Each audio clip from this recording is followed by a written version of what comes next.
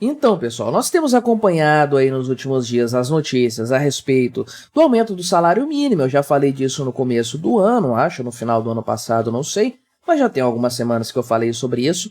A questão do salário mínimo já está pacificada em si. Depois veio a repercussão da questão da tabela do imposto de renda, que não foi corrigida ainda. Provavelmente não vai ser corrigida no primeiro semestre. Então, quem ganha 2 salários mínimos ou acima disso já vai pagar imposto de renda. Esse ano até um pouquinho menos, na verdade, né? Mas, de fato, esses são os temas que têm pegado mais. Só que agora o pessoal aqui do Valor Globo fez essa reportagem aqui, que é muito interessante, porque, assim como nós, libertários, o pessoal aqui está questionando a ideia do salário mínimo, desse reajuste que foi feito, com o ganho real superando a inflação, e como isso, na verdade, pode ser problemático, né? Como isso aqui pode acabar trazendo mais prejuízos do que vantagens no final das contas, que é algo que nós sempre defendemos aqui, inclusive. Então vamos conversar sobre esse tema, sobre esse assunto.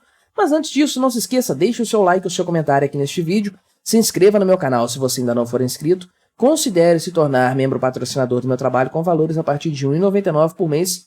Você me ajuda bastante dessa forma, pode ter certeza disso, né? Então, o que acontece? Tem aquela política salarial que foi apresentada pelo Lula, resgatada, né, porque ela havia sido eliminada no passado, se eu não me engano, na época do Michel Temer, ou na época do Bolsonaro, já acho que foi na época do Michel Temer, né? Mas, de forma geral, qual é a ideia que o Lula resgatou, requentou dos seus governos anteriores? É de dar o tal do ganho real para o salário mínimo. O salário mínimo, você sabe, é aquele valor, é aquele piso salarial que não pode ser, ninguém pode receber a menos do que ele no Brasil. Acima, ok, é permitido, mas abaixo dele, ninguém pode receber esse valor. Não é permitido a nenhuma categoria econômica, trabalhador individual, empregado doméstico, nada receber menos do que o salário mínimo, ainda que proporcional às horas trabalhadas.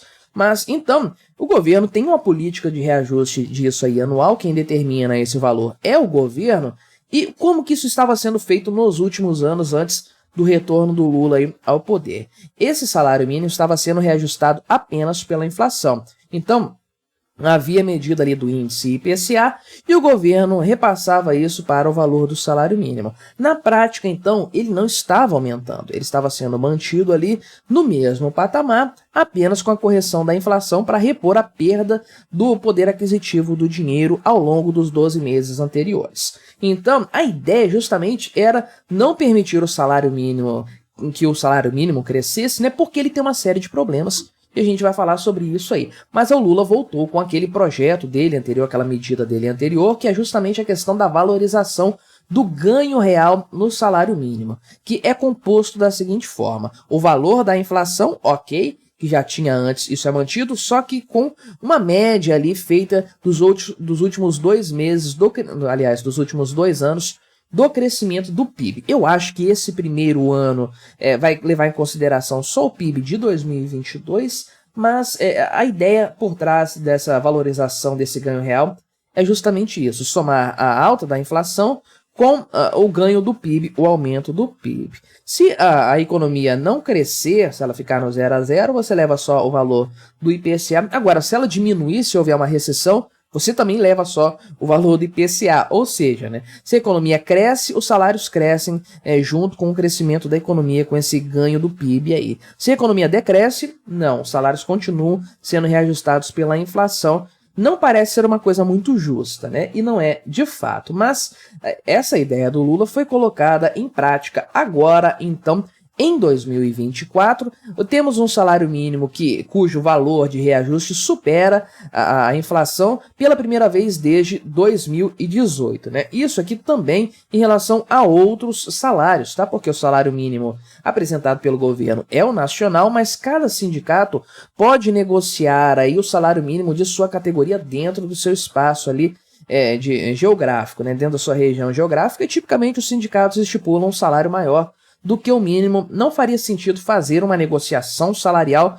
para apresentar o valor do mínimo nacional, né? Então, geralmente é um valor acima mesmo. Só que, de maneira geral, aí, os sindicatos também deram aumentos reais, ganhos reais para os trabalhadores com suas negociações aí, né? Então, lá em 2018 aí, houve uma inflação baixa também, até mais baixa do que nós temos aqui, e geralmente quando isso acontece é normal, conforme o pessoal coloca aqui, tem o Hélio alguma coisa aqui, o nome impronunciável, que é coordenador do salariômetro aqui, né? Então, de fato, ele pontua isso, que quando a inflação é baixa, o reajuste costuma ficar acima do índice da inflação aí, né? E de fato, tivemos um valor aqui que provavelmente vai ficar na faixa do...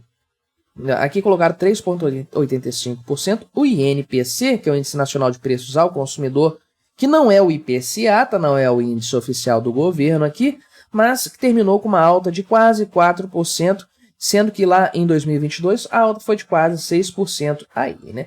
Então, de acordo aqui com o que foi apurado pelo pessoal do Valor Globo, quase 80% das negociações salariais que foram analisadas terminaram com reajuste acima desse valor aqui inflacionário, né? Sendo que em 2022 apenas 27% conseguiram esse feito aí, né? Então, realmente, sendo que aqui, inclusive, né, 5,8% dessas negociações tiveram um reajuste abaixo da inflação em 2023. Então, a minoria ali, mínima mesmo, das negociações salariais tiveram um reajuste menor, provavelmente porque foram feitas lá no começo do ano, quando a previsão era de uma inflação menor, inclusive, né? E sendo que em 2022 esse patamar foi de 37,5%. Aí fazem uma comparação aqui de quais são as áreas que tiveram maior ganho real aqui, né? Qual que tiveram um valor acima, ganhando da inflação de fato aqui. Então, de maneira geral, é quase um consenso em todas as áreas econômicas e no próprio salário mínimo nacional que houve um ganho real em relação à inflação. Isso foi medido, isso aí é mais ou menos que uma coisa já pacificada em todos os salários. Todos subiram acima da inflação. E aí fica o ponto, será que isso é bom? Será que isso é positivo? Os supostos defensores dos trabalhadores, né?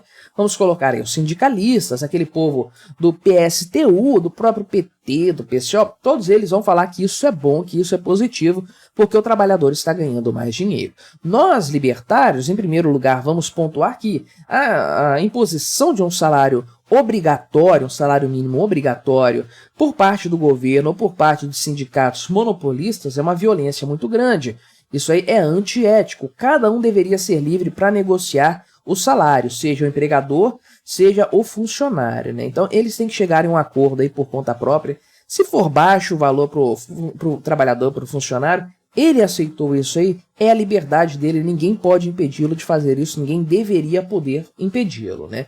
Mas, colocado esse ponto libertário, esse ponto ético de lado, o outro ponto, que é utilitário, que é econômico, é o seguinte, né? Quando você estipula um salário mínimo, você dificulta a entrada e a manutenção de pessoas no mercado de trabalho que são pouco produtivas. E aí você coloca, por exemplo, aquele indivíduo que não tem uma formação acadêmica ou não tem um grau de instrução muito bom, não consegue ser muito produtivo, ainda mais nesse mercado altamente tecnológico que nós temos. Você tem as pessoas que trabalham ali e estudam ou estão saindo agora dos estudos, não têm uma experiência profissional, não sabem fazer muita coisa, não sabem trabalhar em equipe dentro de uma empresa, são pessoas pouco produtivas. E o que elas precisam, né? Precisam estar no mercado de trabalho para aprender a ser mais produtivas ou para ter seu ganha-pão mesmo, né? O cara que saiu do ensino médio agora, que saiu da escola e já vai vai ingressar na vida profissional, ele precisa de experiência de alguma forma, ainda que ganhando pouco. Para ele isso é importante.